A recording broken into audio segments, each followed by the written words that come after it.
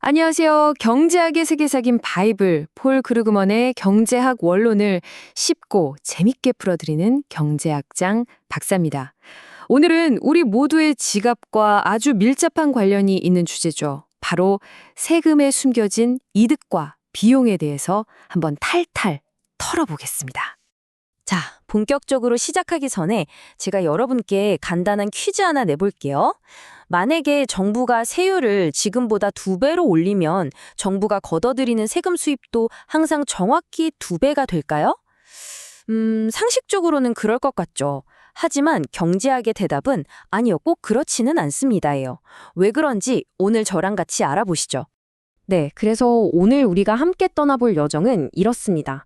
먼저 세금의 가장 명백한 이득이죠. 정부의 든든한 수입원이 된다는 점을 살펴볼 거고요.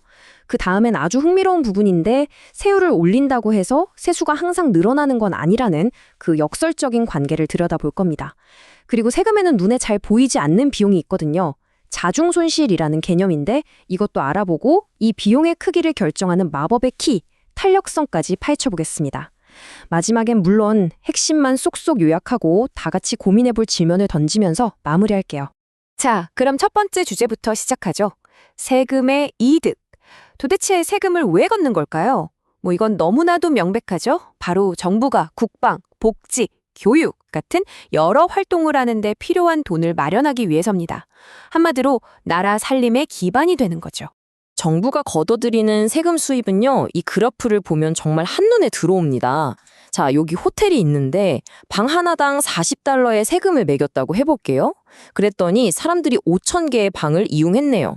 그럼 정부 수입은 얼마일까요? 간단해요. 세로 길이인 세율 $40, 그리고 가로 길이인 거래량 5,000개를 곱한 값, 바로 이 녹색 사각형의 넓이가 정부가 챙겨가는 총 세금이 되는 겁니다. 그래서 공식으로 딱 정리하면 이렇게 됩니다.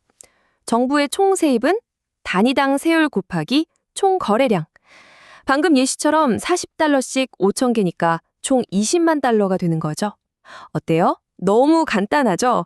근데요, 이 세상 간단해 보이는 공식 안에 아주 흥미로운 함정이 숨어 있습니다. 자, 그럼 다음 주제로 넘어가서 이 간단한 공식이 실제로는 얼마나 우리 직관과 다른 결과를 낳을 수 있는지 한번 살펴보겠습니다. 바로 세율과 세수의 역설적인 관계입니다. 와, 이 두 그림이 그 역설을 정말 기가 막히게 보여주네요. 왼쪽은 세율이 $20일 때, 오른쪽은 $60일 때예요. 세율을 무려 3배나 올렸잖아요. 근데 세입을 나타내는 저 녹색 사각형의 넓이를 한번 보세요. 이게 3배로 커졌나요?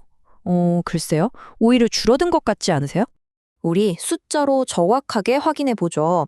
자, 세율이 $20에서 $40로 오를 땐 세수가 15만에서 20만 달러로 늘어나요. 오, 괜찮네? 쉽죠? 근데 여기서 욕심을 내서 $60로 더 올렸더니 거래량이 반토막이 나면서 총 세수는 오히려 15만 달러로 뚝 떨어집니다. 와, 세율은 올렸는데 나라에 들어오는 돈은 오히려 줄어든 거예요. 아니, 왜 이런 일이 벌어지는 걸까요? 그건 바로 너무 높은 세율이 시장 자체를 꽁꽁 얼어붙게 만들기 때문이에요.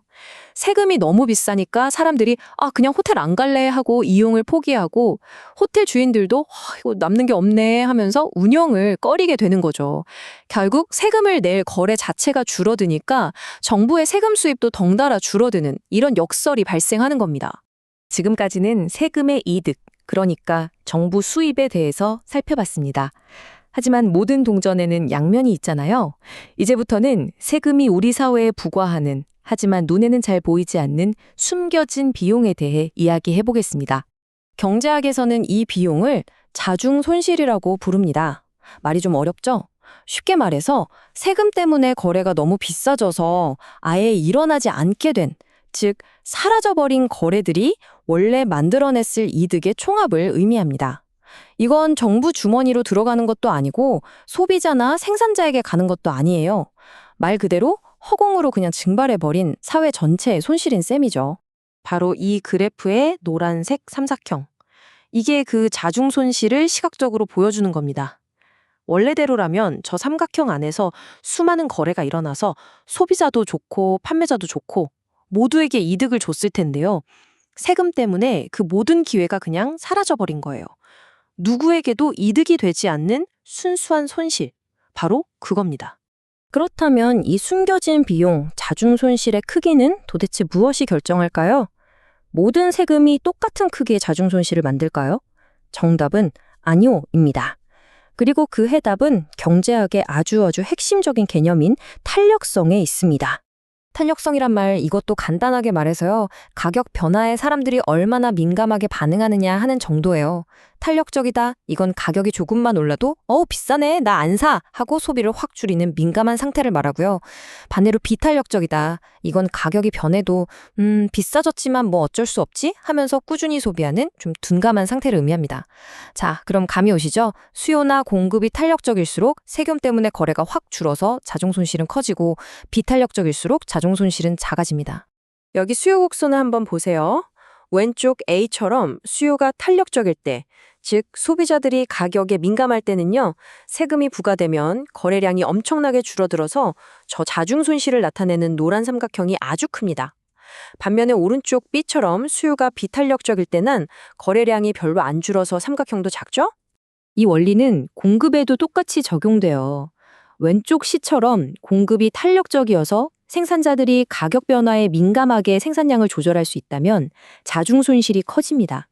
하지만 오른쪽 D처럼 공급이 비탄력적이라면 자중 손실은 훨씬 작아지게 되는 거죠. 자, 그럼 오늘 배운 내용을 바탕으로 세금의 두 얼굴, 그 이득과 비용을 명확하게 정리해 보겠습니다. 핵심은 이겁니다. 첫째, 세금은 정부 운영에 없어서는 안 될 중요한 수입원이다. 둘째, 하지만 세율을 무작정 높인다고 세수가 계속 늘어나는 건 아니다. 오히려 줄어들 수도 있다. 셋째, 모든 세금은 자중 손실이라는 숨겨진 비용, 즉 경제적 비효율성을 만들어낸다. 그리고 마지막으로 이 자중 손실의 크기는 수요와 공급이 가격에 얼마나 민감하게 반응하는지, 바로 탄력성에 따라 결정된다는 것. 자, 이 모든 것을 종합하면 우리는 아주 중요한 정책적 질문에 도달하게 됩니다.